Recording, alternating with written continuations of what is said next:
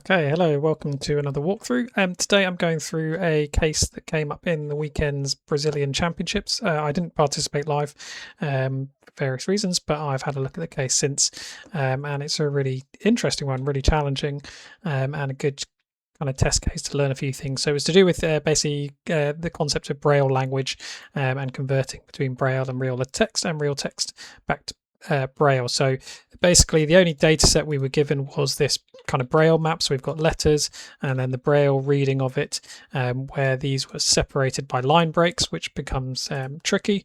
And then there's also a space and multipliers and numbers and things like that. So yeah, so this was the case. I'm going to go through usual caveats. I've gone through it a few times now, worked out what I think works best. And yeah, let's get straight into it because we're already coming up on a minute. So question one is we're given a Braille, a real character, so 3B. So and we have to return the Braille character. So what I'm going to do here is going to do some setup work in my Braille. I'm going to select all of this and I'm going to call it map, because then what I can do in level 1 is I can say I've got a find in range in map lambda, so I can say give me the map, my item is this, and in this case I want to go one row down and no columns along because my letters are underneath, kind of the Braille letters are underneath the real letters. So then if I just point to that, that gives me all of level 1, and then level 2 is basically the exact opposite. So this time if I find the letter, the Braille letter, I just want to look one above. So I'm going to say find range in map, looking at the map, looking at the item, row offset is -1, column offset is 0. And that gives me the letter A. And that's level 1 and 2 done nice and straightforward. Level 3 starts to get a bit tricky because we get given multiple letters and we need to conjoin them, and the issue is they're kind of split over multiple lines, but we need to get them all into this regular one. So what I'm going to do here is I'm just going to firstly get all the letters from here. So anything, any wildcard from here, that gives me PFX, and then I want to find those letters in my range. So I'm going to do this as a by col, so it's dynamic because later that will help us out, which I probably would have been tempted to realize at the time anyway, so that's fine. So for each column, what I want to do is find the range in the map. Map is MP, my item will be the column, and we're going down one, so it's 1 0. Close that all off and we get the letters. So we've now kind of find what the letters are. Now we've got to trickily basically put these into a single text string. So what I'm going to do is I'm first going to go by row over this array, and what I want to do, let me think about this, is I want to text split the row based on character 10, which is the line break. And when I do that, it gives me an error, so because I didn't put my lambda, so lambda row, do that, and I think it doesn't look like that's showing, but actually I think if I do wrap text, it should show that actually that is giving me all of the data I need, or maybe not. Let me just double check this. I think I'm doing this by, should be doing this by column first. There we go, that's what we've got. So I've now split them by row, and now I kind of want to concat them by the row. So I'm going to wrap this in a by row. Maybe I'll do this separately by row on this just so we can see the workings.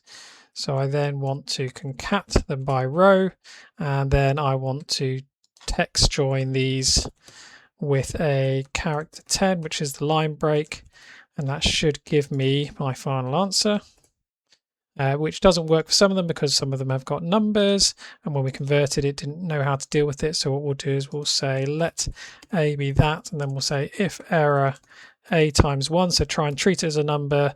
If it gives us a number, then great. If it doesn't, then just give us the original letter. And when we do that, we get everything right. Okay, let's go on to level 4.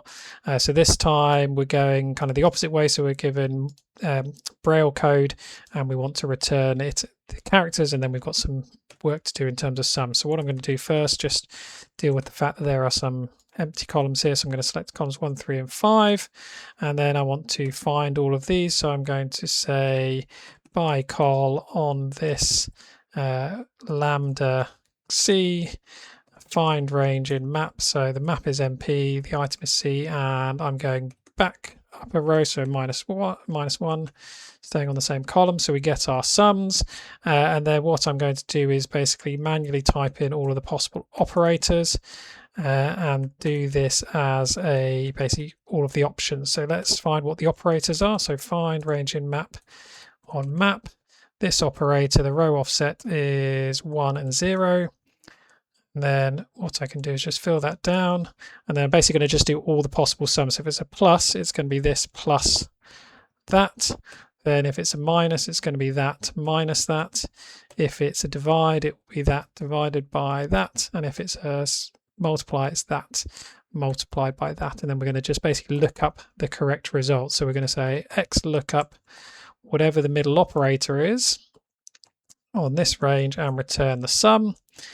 And what we're going to say is we're going to round that to 2 decimal places, but we're also going to say if error, then just return the word error because we might be divided by 0. So my final answer is basically going to be the concatenation of this and the equal sign and whatever was my final answer here, which gives me 2 plus 9 equals 11. And that gets me all of the other ones correct. Okay, let's go on to level 5, which actually is not very hard because if on level 3 we built a dynamic solution, so when we go to level 5, it's basically already done all the hard work for us. Okay, so that was nice and easy. So level 6 is where it gets really tricky because the nature of the Braille code means it's a 3x2 grid. And if we didn't have any spaces, this would have been very straightforward. But the issue is we have spaces, and the spaces are not the same size as all the others. So all the others are 2x3, whereas this is 1x3. So that's the issue we've got to deal with. So what I decided to do here was basically kind of convert this into a concatenated string. But whereas normally we read left to right, this time I want to read down, kind of up to down on both of these. So what I'm going to do is I'm going to start by substituting character 10 for nothing first, okay, which still looks sort of the same. Then I'm going to regex extract all of the characters, so I get a single text string of these all in a row. And I've done something funny there. What have I done? I need to put a 1 there, that's right. And then I'm going to wrap this into rows, which is just going to, at the moment, give us the shape of what we expect. So it's just returning the shape, but now I want to concatenate by column. So I'm going to say by col concat, and I end up with 2 different values, and then I'm going to concatenate those together. And that gives me a text string which is reading down across for each letter. And what I can do is just multiply, or not multiply, but repeat that for all the other characters on the row. And just do the same thing for the other sets. And now I can look at this letter and find this string, or look at this string and find this letter using the same examples before. And that's not going to necessarily make sense straight away, but let's see if we can make this make sense. So I'm going to start by text splitting the answer based on character 10. So we get our 3 different lines, but I'm going to do it into rows. So we've got our 3 different lines. Now what we need to do is we want to, I'm going to have to think about this very carefully. Hold on a second.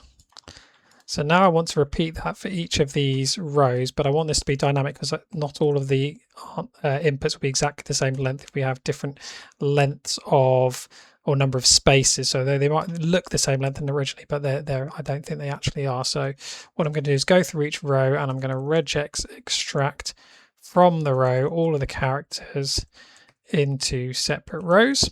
And now I'm going to be able to treat each of these as a section of 3 and join them together. So what I'm going to do here is go by column on this and just concatenate that, and then I'm going to actually concatenate that whole string.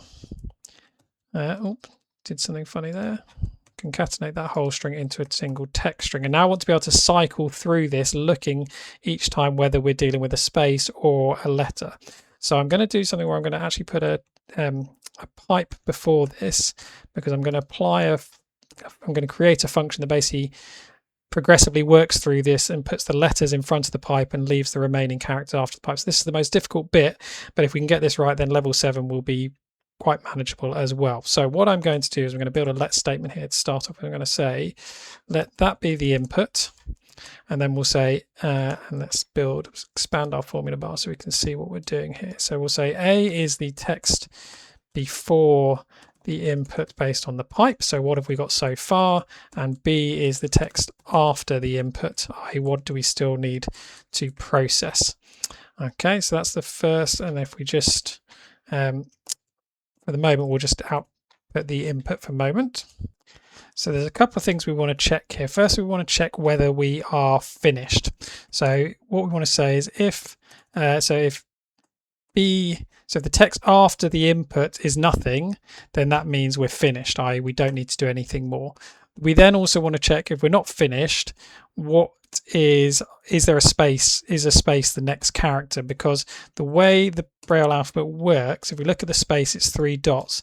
Now there are some letters like L where there are 3 dots, one on top of the other, but they're only, when it happens, it's only ever in the second half of the letter. So if we ever come across 3 dots in a row first, that means we've hit a space. So that's the kind of logic we need to be aware of. So what we're going to do is we're going to say the space is, and we'll put this in an if error, because then if we try and do this on something that's empty, it will return an error. So the left of B, where B is the text after the pipe 3, if that equals 3 dots, and for some reason when I then wrap that in my second speech mark, it kind of makes it shorter, so I'm going to undo that with Control Z. Otherwise false, because we might just be returning an error because there's nothing there anyway. So we need to know whether the next string is a space. In this case it's not, that's why we're getting false.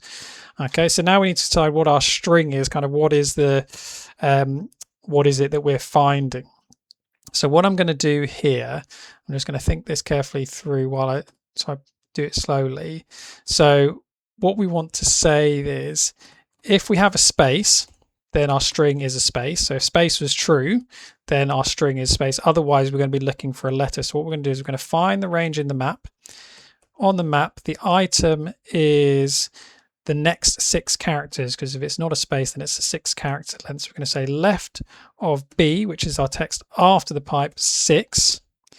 And then we're looking 4 rows above and no columns to the side. And we'll close that off, and for the moment we'll just say string, and we get a D. So those first 3 characters refer to a D, and actually I'm not in the example, which is why this is not matching, so it should be an R. Okay, so we're getting quite close now. So what do we need to do? What do we need to output? We need to output, if we are finished, then, so if there was nothing after the pipe, then we're finished, then we just output the input because we don't need to do anything. If we're not finished, so if we found the letter, what we want to do is we want to take what we had before the pipe, that's the A. We want to join it with our string, so whatever we found, either the space or the letter. We want to join it with a pipe. And then we need to join the rest of the string, but not whatever we've just removed. So we're going to go the mid of B. And if it was a space, then we're going to go to the 4th character because we've removed 3, so we go to the 4th character. Otherwise, we're going to go to the 7th character because we removed a letter. And we need to choose a number of characters, so we'll just do 999 to cover every eventuality. And I think if that's enough close brackets, we should get an output. So for that first one, we get R as the letter we've taken out, and now we've got the rest of the string. Now, we could try and build this dynamically, but I think given the time, we're at 30. Actually, yeah, I think we've got time. So let's just, I mean, if I drag that down, we see that we eventually get to the last step and it just keeps repeating. So what I'm going to do, yeah, let's build this dynamically. So I'm then going to turn this into a lambda where my input is just my input. Take that out. Now what I should be able to do is take that, let's copy it. I'm going to take a risk here and go, right, I want to scan over this initial value, a sequence of, let's just say 20 times. And then here's my lambda. But because it's inside a scan, I need to put a kind of iterator variable. So just use an underscore. And great, we see that that's coming through now. And after a certain number, it stabilizes. So what we can do is then change this to reduce. Not reduced, reduce. And we get our answer. And then what we just want to do is say, take the text before. So that kind of pipe that we inserted at the beginning manually to give us a separator, we need to kind of, we need to remove it. Oh, why doesn't it like that? Because I remove the R of reduce. So we've now got our answer, and let's see if that has worked. And it has, and that's level 6, which is by far the most difficult bit, because when we get to level 7, we're going to use all of that work to start off with. So level 6, I'll just copy that work over to level 7, and we get our sum. But we also get these annoying spaces. So first thing we're going to do is I'm going to substitute in here any space for nothing. And then what I'm going to do is briefly just put this in as my answer to see what all the sums are, because I want to see how many different combinations of operators there are and what are the kind of options there. So what I'm going to do here is what am I going to do? I'm going to by row, I'm going to regex extract from each row. I want to get all the numbers first. So every number, so there should be, I think there are 3, and it doesn't like that because sometimes when I use by row, I forget to put in my lambda part of it. I'll just go straight into things. So yeah, we get 3 numbers every time, and let's just do the same thing and get the operators. So we want anything that's not a digit, and these should just be singles. Yep, and then let's just make those unique. So we end up, okay, so it's about 10 different sums, and let's just go by row and concatenate them into a nice single string. Okay, so those are our sums. So what we're going to do, let's just copy and paste those as values only because we don't want them to change. And so for our example, let's take the numbers from the actual sum itself. So that's the same thing we just did in the by row. And then let's also grab the operators for this particular sum. So we'll change that to a capital D. And then let's just concatenate that so we can then look this up in a minute. So this is a plus then a divide. So when it's a minus and then a divide, we're going to say we're going to take this and we're going to minus, but we're going to put in brackets this divided by that, because when it's the brackets come first, then this one is a minus minus, so it's just going to be that minus that. This might be quicker with my mouse. And there's a plus then a divide. It's going to be that plus, and the divide goes in brackets. We get the order of operations correct, and then we've got a divide and then a minus. So this time it doesn't matter about the order because the divide happens first. This time is a divide and a divide. This one is then a minus, then a plus. So we're just getting a different sum each time. This is then plus, but then the multiply, so the multiply happens first. So we put that in brackets. Then this is then just a plus, then a minus, so plus that minus that. This is then a multiply and then a minus, but we don't need to put brackets because the multiply happens first anyway. This is just a multiply and a multiply. Could have just used product there, but that's fine. And then this is then a divide, then a multiply. So that divided by that times that. So those are all our possible sums. So then what we want to say is we want to say x lookup the operators in this range returning this range, and we're going to do the same thing we did before. We're going to say if error, rounding that because we're always rounding to 2 decimal places, and if there is an error we just return error. And so then our final answer is going to be the sum and an equal sign and the output. And if I now point that to this cell instead, we're all good. Okay, how are we doing for time? 18 minutes. Okay, let's go on to the bonuses. So bonuses, the bonus one, if Braille each character is formed with a 6-dot cell, each position can either be raised or punched. If we overlap the vowels into a single cell, which character from the reference table will be formed? So if we go to Braille, so I just kind of did this manually. So A, E, I, O, U. I did my find range in map. So find that in the map, find this letter 1, 0. Fill that to the right. Oh, didn't mean to do that. Fill that to the right. And actually, if we wrap those cells, so we can actually see them properly. And I basically visually checked. I said, is there any of the 6 places that doesn't ever get filled? So every dot eventually does get filled in one of these. So then we're looking for the one that is all filled, which we can do probably visually, which is there, which is number 2. So it's number 2 is the answer. Which letter repeats the most in the answers for questions 11 to 30? State the letter and its frequency. So 11 to 30 is question 2. So I'm just going to use my most least lambda on this. and we get n6. So n square bracket, capital N square bracket 6, capital N square bracket 6 is, I'm just saying I'm hiding the points, should have had these shown the whole time, been assuming we've got this right. Write the result of 5 plus 7 times 6 in Braille. So 5 plus 7 times 6, so 7 times 6 is 42, plus 5 is 47. So if I just go to, I think I can go to level 3 and just change this to 47, and that should be my answer, which it is. Which word appears most frequently in the answer for question 71 to 90? So 71 to 90, oops, didn't mean to do that, is here. So in the question, so let's text join all of this with a space.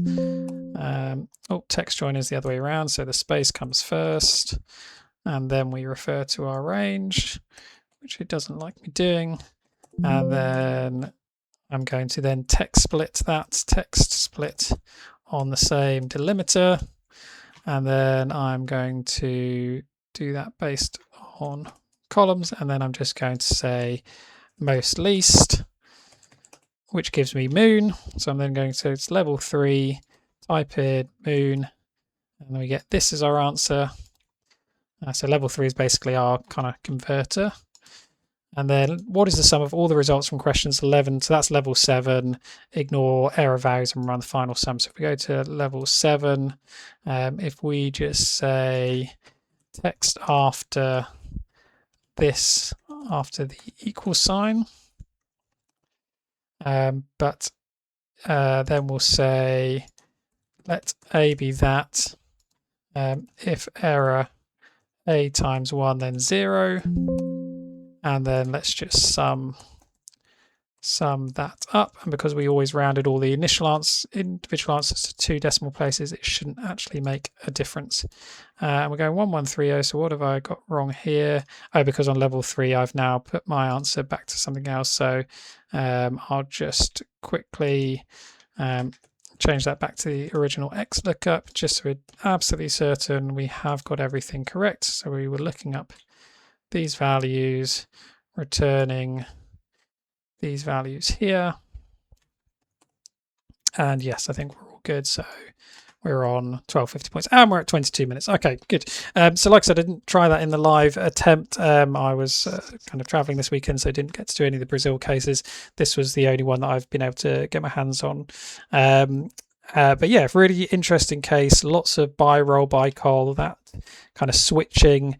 I think there probably is some more regex solutions. So I did it when I was practicing with, or not practice, kind of testing. So I did try this convert into string and then try and regex extract this from, it was level 6, like I said, was the really difficult bit, because you've got the spaces. If you didn't have spaces, this would have been much more straightforward, because you could just basically split this by every 2 characters, look up the character and then return it. But the spaces throw everything out, because then you've not always got the same number. So if I go to 91, let me just check this. So 91, there's 57 characters, whereas in example 6 there are 60. So there's not always the same number because of those spaces. So, and you couldn't just go, right, if I see 3 dots in a row, then I know exactly, because as I said, sometimes there are 3 dots in a row, but they're part of a letter. They're the second half of a letter rather than a genuine space. So that was the really challenging bit.